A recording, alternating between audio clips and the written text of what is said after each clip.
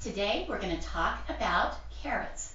So I've got some inspiration for you, and you can start to design or think about designing your carrots.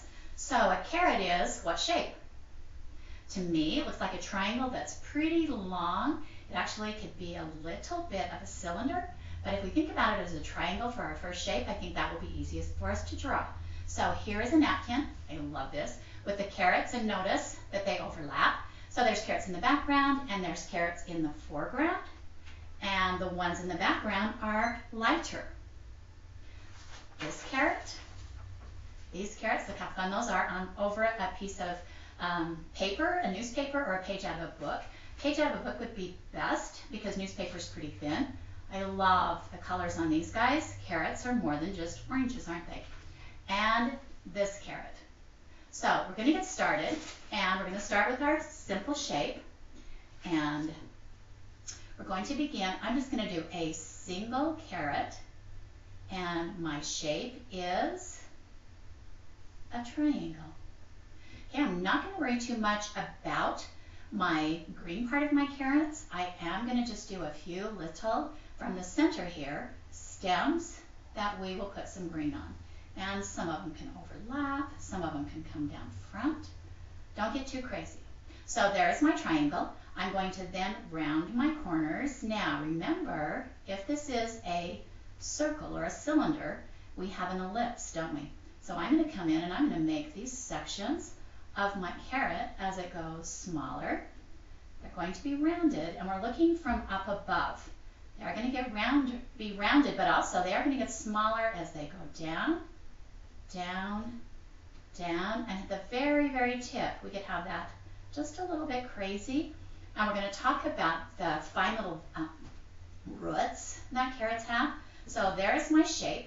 There is my little sections. Now the big carrot that I showed you at first is our big inspiration because it's got lots of different greens, fabric prints for the stem. Now this stem right here, I'm going to come back up where the stem is coming out, and I'm just going to draw back there just a little bit, and right in through here is where my green is going to be coming out. So I'm going to erase that, erase all of these lines, and then we're going to start to put our color on. Now you can do whatever color combinations that you choose.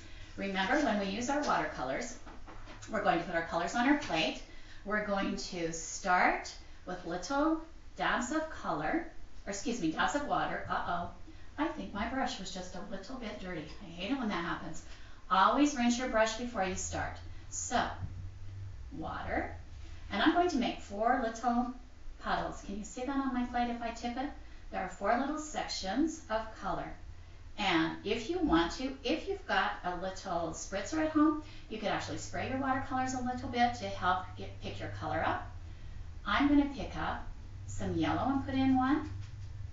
With that blue in, it kind of toned it and made it so it's not quite so bright.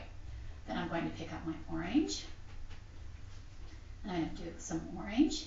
Now I could start with orange in all 3 of these puddles and then add red to one, and I could add yellow to one. But today I'm just going to go and add my pure color because I want these super, super bright. Really bright carrots. So don't love that yellow with that tiny bit of blue in it, so I'm going to wipe that up, put more yellow in that spot. Start with water, put water in your plate, color in your water, and you can see that that's a bit brighter. Now one more color, and I'm going to make certain I keep it away from my yellow because these 2 colors are opposites on our color wheel. It's yellow and purple, and I think this will be an absolutely wonderful dark on my carrot. So there's where I'm going to go. Those are my colors. So I'm going to start, and I do like this carrot right here for inspiration. So I'm going to leave it, take my colors away. You would want to make certain that you erased all of these lines. Remember that we draw light till we get it right, then we erase what we don't need, and now I think we're ready to start putting our color on. So on my carrot, I've mixed my colors, and I'm going to begin where my carrot would be the lightest and brightest, which I think will be right down my center. Now, you can do these colors and let them start to dry, or I'm going to go in and while everything is wet, I'm going to add my next colors and let them blend together. Now, if I have too much water, if I pick up my color, touch it on a wet spot on my paper towel, watch what that does. I can touch and it will blend where it's wet. When you have wet color, it blends into wet color. But if your color is dry, it's not going to move as much. So I'm going to get that little crazy tip on my root because I like that. And I'm going to run down the other side quickly. I could, where these sections of my carrot are, add a tiny bit of dark because there would be, wouldn't there? It would be casting a little bit of a shadow. Now, make certain that when you mix your colors, you have enough color in your carrot. And I don't think I need a really smooth edge. I like that that's a little bit winky. I'm going to go back and I'm going to add a touch more red here and there quickly again while it's wet. And I don't want to get rid of all of my orange. I want the colors to blend, but I still want to have definite colors. Now, the last color I'm going to add is just a tiny bit of this purple. If I wanted to darken my red, I am going to be careful and not use this too many places because it can get in my yellow and I'll have a really ugly brown, which I am going to show you quickly what that looks like. So if I had my yellow on this paper and I put my purple in already because I had some in my brush, look at that color. It's a pretty color, but it doesn't look good with our bright carrots, does it? So while that's drying, I could, with a small brush, go in and put a tiny bit more red where my colors overlap, and even a touch of that purple here and there. Again, using care that I don't get my purple in my yellow. Now, I'm going to let that dry. I do have quite a bit of water. I could have touched it just a tiny bit more on my paper towel. Now, like that, where I get too much, I can take the edge of my clean paper towel and I can pull out some of that color so I don't have my colors too muddy and run together. And with this little brush, I'm going to pull that root. Now, I've already mixed, while this is drying, I've already mixed my colors for my green, and I'm going to show you a couple different ways that we can do our green. One way is we can put our green on.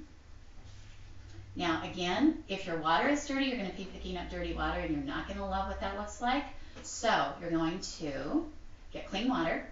On my greens, I can do exactly the same thing as I did with my carrot, but I'm going to add some salt. So I'm going to start with my lightest, brightest green. I'm going to put this on heavy. Lots of water, lots of color. Now remember, we've got a little stem that comes down that you could use for your liner brush or the edge.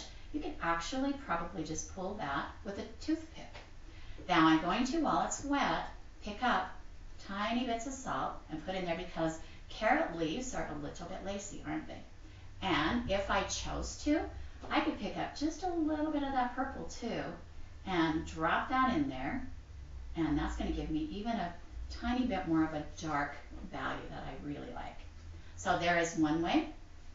The other way is to use my sponge, and when you have a sponge, and this, your mom may have a sponge, this is a silk sponge, and I wet it, then I take a paper towel and I dry it, just wad it up and dry it so that it doesn't get all over and the water doesn't get all over. And I'm going to start the same thing with my light green.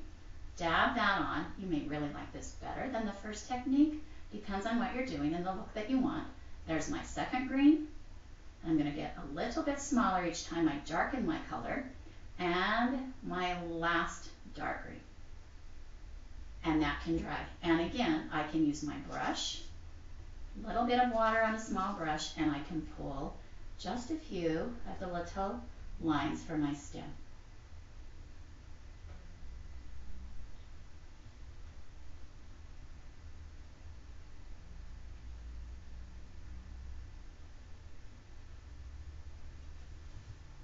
There you go. Now we're going to let everything just finish up and dry.